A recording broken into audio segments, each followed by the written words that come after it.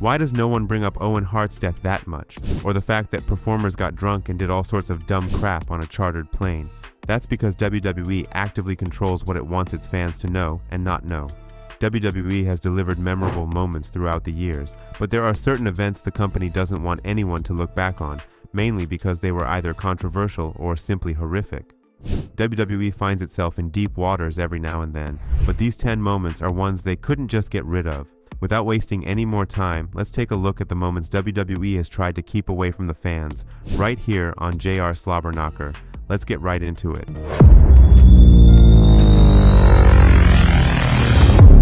AEW is known for showcasing blood every now and then. Some love it as it adds intensity to the matches, while others hate it as the company overdoes it. Back in the day, ECW was known for pushing the boundaries, and it developed a loyal fan base who absolutely adored the violence in pro wrestling.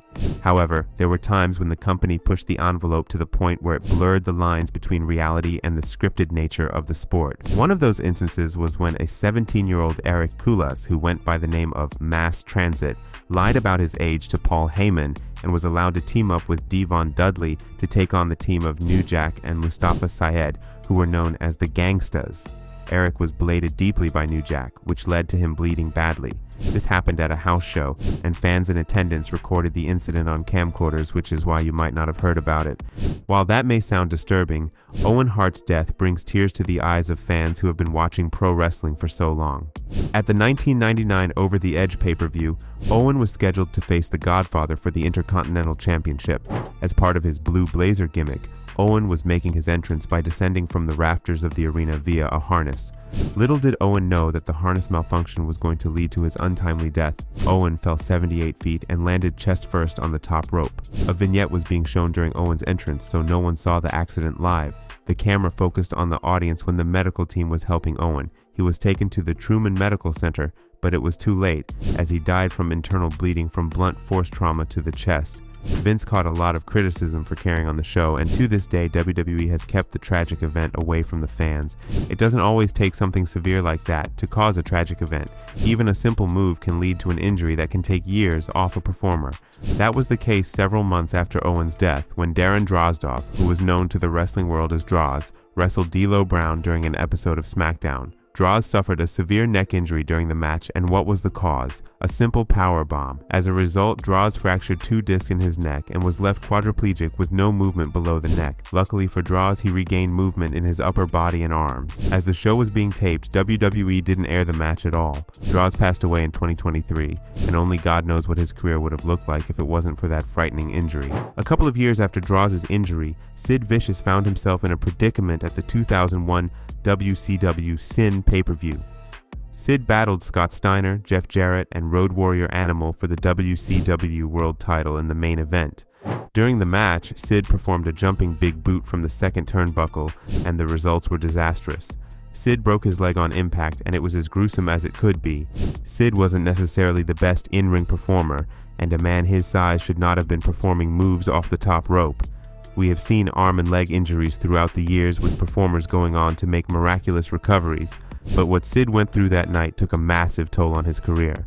While he made appearances across different promotions afterward, Sid's in-ring career never truly recovered. As someone who is a massive fan of the charismatic Enigma, it was embarrassing to witness what happened in the main event of TNA Victory Road in 2011.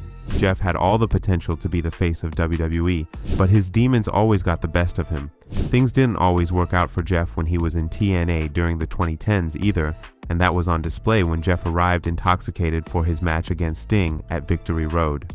You know something's off when the referee gives the X sign before the match even begins. The entire match had to be improvised, and Sting pinned Hardy in under 2 minutes. This was embarrassing for so many reasons, and someone like Sting didn't deserve to be a part of it. If WWE ever acquires TNA's library, good luck finding the main event of the show. When you talk about controversies, who can forget about the career of Chris Benoit? Benoit was an excellent professional wrestler, and he had classic matches against guys like Kurt Angle. No one remembers his in-ring stuff anymore, as it has been overshadowed by Benoit murdering his wife and son before taking his own life. WWE held a special tribute show for Benoit on the June 25th episode of Raw. The news about the double murder-suicide was not out when the company was celebrating the life of Benoit, but when it did, WWE got rid of him as if he never existed. The company hasn't brought up his name ever since they found out the truth about the horrific event, and it's a reason why they not only got rid of the tribute episode, but have nearly wiped out Benoit's name from the company's history. Speaking of murder, WWE has done several controversial segments that they don't talk about in this day and age. The Undertaker's WrestleMania track record is something fans look back at with absolute joy, but not every moment is worth revisiting for various reasons. One of those moments happened at WrestleMania 15 when the Dead Man faced the Big Boss Man in one of the worst Hell in a Cell matches ever. After the match, Taker put a noose around Boss Man's neck, and when the cell rose, it took Boss Man with it, making it look like an act of lynching. WWE doesn't want the fans to remember this moment, which is why they don't bring it up when they speak highly of Taker's WrestleMania streak. Not everything controversial had to take place inside a wrestling ring. Stuff that happens outside the squared circle can still bring the company under fire, like the time when wrestlers got drunk on a chartered plane, which led to instances of violence and sexual misconduct. Yes, you heard me right.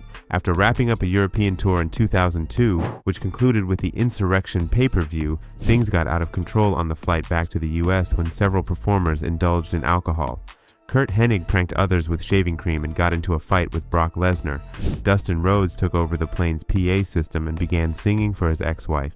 Things get even more serious when you take the sexual harassment of 2 flight attendants into account, as accusations were made against Ric Flair. Considering the severity of the whole thing, it's no wonder not many know about this.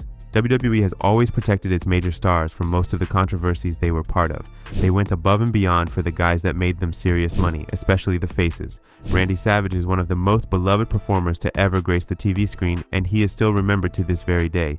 He was great in the ring and extremely charismatic on the mic. His promos were great, but he went way too far at times during his days as a heel in WCW. He came across as a genuine heel, and he didn't care about blurring the lines between what was real and what wasn't. Bringing up the personal lives of guys like Hulk Hogan and Ric Flair and taking shots at the backstage problems, Randy was just a different performer as a heel. WWE doesn't bring up the heel persona of Randy as they want the fans to remember him as one of the best baby faces the company has ever had. Randy's promo generated a lot of heat, but what happens when a heel crosses a line to generate cheap heat that's considered offensive? JBL would tell you all about it, as during a house show in Munich, Germany, JBL goose-stepped around the ring while doing the Nazi salute. Not only is something like that offensive, but it's also illegal in Germany. Everyone criticized JBL for his stunt to get a mere reaction from the crowd. This did damage JBL's reputation, but the company didn't reprimand him for it. Crossing a certain line to generate heat is the last thing a heel should be doing. So, there you have it, folks. What's the most shocking WWE moment that has been erased from history for you? Let us know in the comments below, and you might also want to check out our other awesome videos on the channel. Make sure to subscribe to JRSlobberKnocker for more.